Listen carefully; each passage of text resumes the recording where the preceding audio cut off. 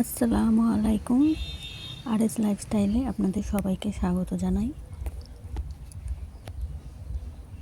তো রান্নার আগে তো ভাবলাম আমাদের ছাদে গিয়ে ছাদ থেকে কটা কাঁচা লঙ্কা পেড়ে নিয়ে আসলাম।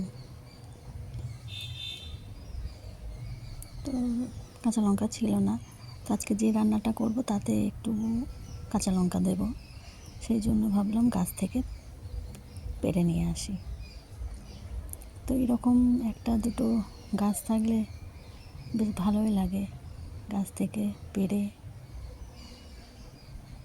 রান্না করতে। তো আমারও এরকম একটা লঙ্কার গাছ ছাদে লাগিয়েছি, তো সেখান থেকেই কটা লঙ্কা পেড়ে নিয়ে আসলাম। তো এই যে গলদা চিংড়ি আজকে রান্না করব এটা, তো সেটাই আপনাদের সঙ্গে শেয়ার করব।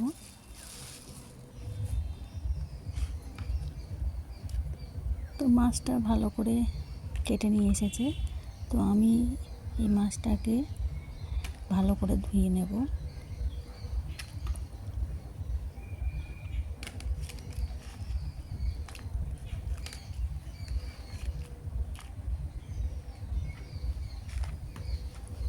তো আজকে আমি এই চিংড়ি ঝোল করব পোস্ত দিয়ে।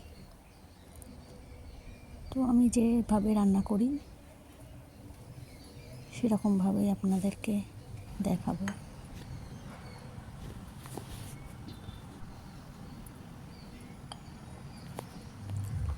তো মাছগুলো আমি ধুয়ে নিয়েছি, এতে আমি হলুদ গুঁড়ো আর লবণ মাখিয়ে মাছটা আমি হালকা করে ভেজে নেব, এপিট ওপিট করে হালকা ভেজে নেব।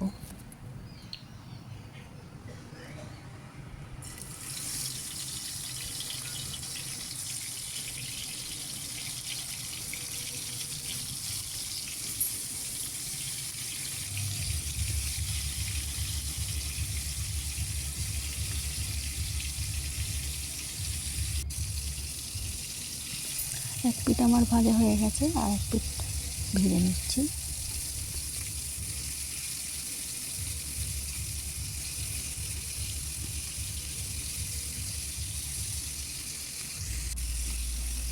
মাছগুলো আমার ভাজা হয়ে গেছে, আমি মাছগুলোকে তুলে নিচ্ছি।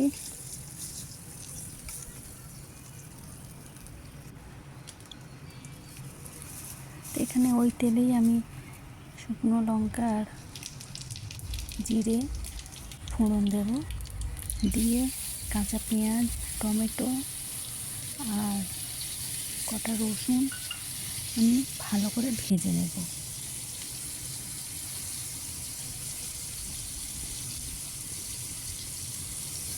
এটাকে আমি লাল লাল করে ভেজে নেব।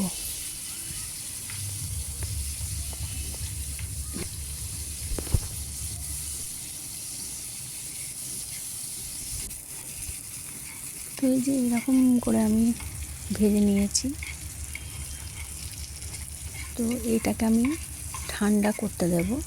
ঠান্ডা হয়ে গেলে এটাকে আমি মিক্সচারে একটা পেস্ট বানিয়ে নেব। তো তার মধ্যে আমি পোস্তটা দিয়ে দিয়েছি, তো একসঙ্গে সব ভালোভাবে মিক্সচার হয়ে গেছে, একটা পেস্ট ভালোভাবে বানিয়ে নিয়েছি।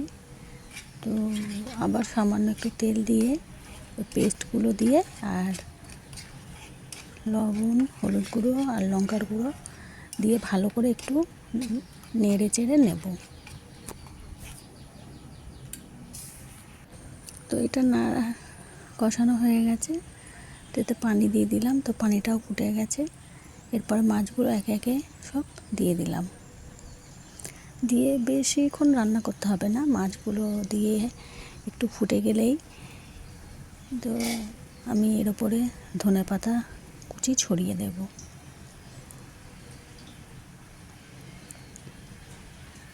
তো আমার রান্না প্রায় হয়ে এসেছে।